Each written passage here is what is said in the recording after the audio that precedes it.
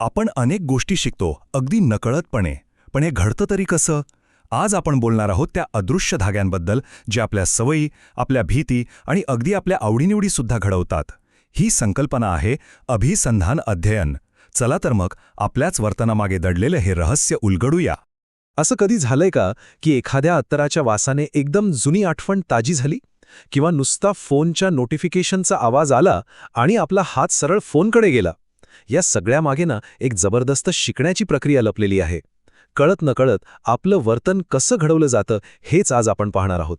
आज आपण काय काय पाहणार आहोत तर सुरुवात करूया अभिसंधान म्हणजे नेमकं काय यापासून, मग बघू पावलॉफचे जगातले प्रसिद्ध प्रयोग, त्यानंतर स्किनरने काय सांगितलं ते, आणि हो आपल्या डोक्यातले नकाशे कसे काम करतात हेही पाहू, आणि शेवटी या सगळ्याचा आपल्या आयुष्यात काय उपयोग आहे आणि काय मर्यादा आहेत ते बघूया.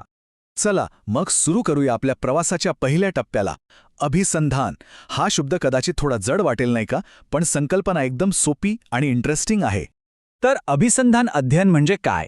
एकदम सोप्या भाषेत सांगायचं तर दोन गोष्टींची जोडणी, म्हणजे पर्यावरणातली एखादी गोष्ट आणि त्याला मिळणारा प्रतिसाद, यांच्यात एक कनेक्शन तयार होतं. यालाच उद्दीपक प्रतिसाद संबंध असं म्हणतात.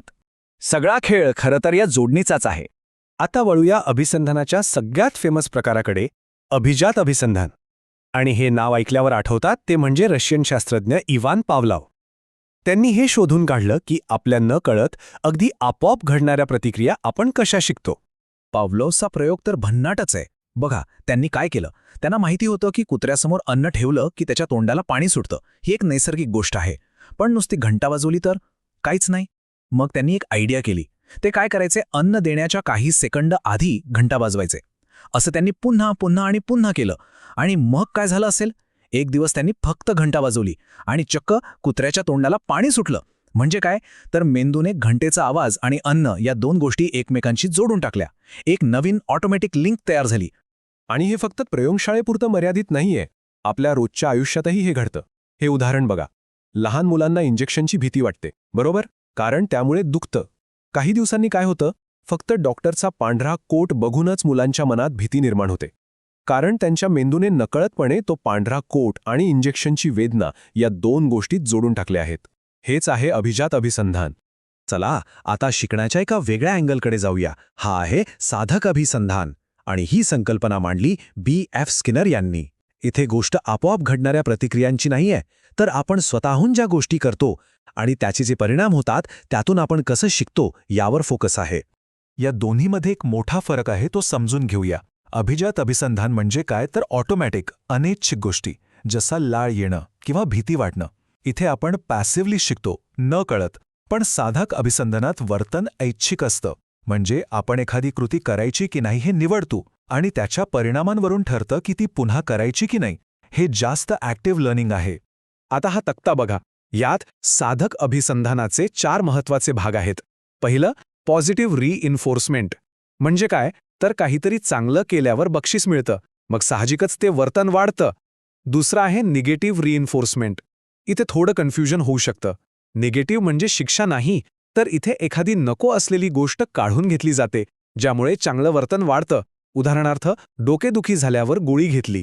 गोळीने काय झालं, डोकेदुखी म्हणजे नको असलेली गोष्ट निघून गेली. म्हणून पुढच्या वेळी डोकं दुखल्यावर आपण पुन्हा गोळी घेण्याची शक्यता वाढते.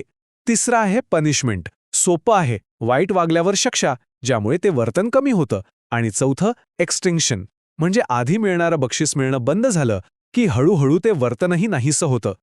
आतापर्यंत आपण पाहिलं की बाहेरच्या गोष्टी आपल्या वर्तनावर कसा परिणाम करतात, पण शिकण्याची प्रक्रिया इतकी सरळ नाहीये.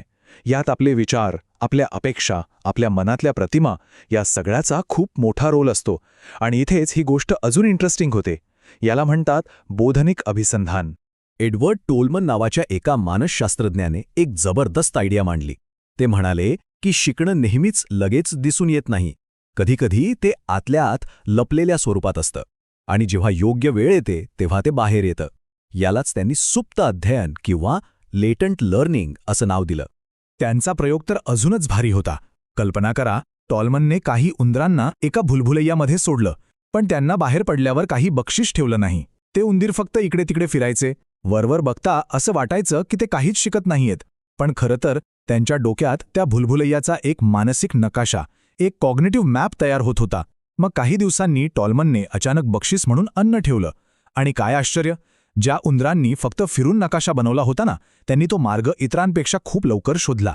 यावरून काय सिद्ध झालं की शिकणं ही केवळ बक्षीस किंवा शिक्षेवर अवलंबून असलेली गोष्ट नाही, तर एक ॲक्टिव्ह मानसिक प्रक्रिया आहे. तर मग आपण शिकण्याचे हे 3 वेगवेगळे प्रकार पाहिले. पण या सगळ्या थिअरींचा रोजच्या आयुष्यात काय उपयोग आहे आणि यांच्या काही मर्यादाही आहेत का? चला पटकन यावर एक नजर टाकूया.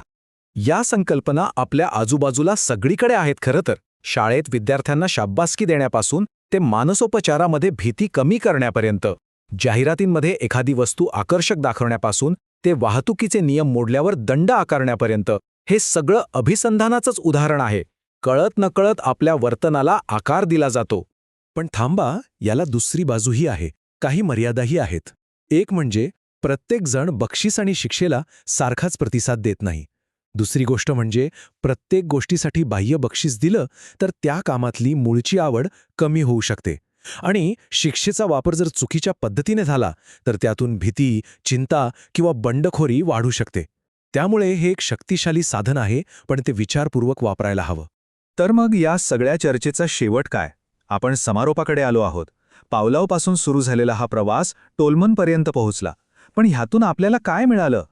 पॉलॉवच्या ऑटोमॅटिक रिॲक्शन्स, स्किनरचे परिणाम आधारित वर्तन आणि टोलमनचे मानसिक नकाशे, या तिन्ही गोष्टी एकत्र पाहिल्या की एक गोष्ट स्पष्ट होते: वर्तन कसं शिकलं जातं आणि त्याला कसा आकार दिला जातो हे समजून घेण्यासाठी अभिसंधान एक मूलभूत चौकट आहे.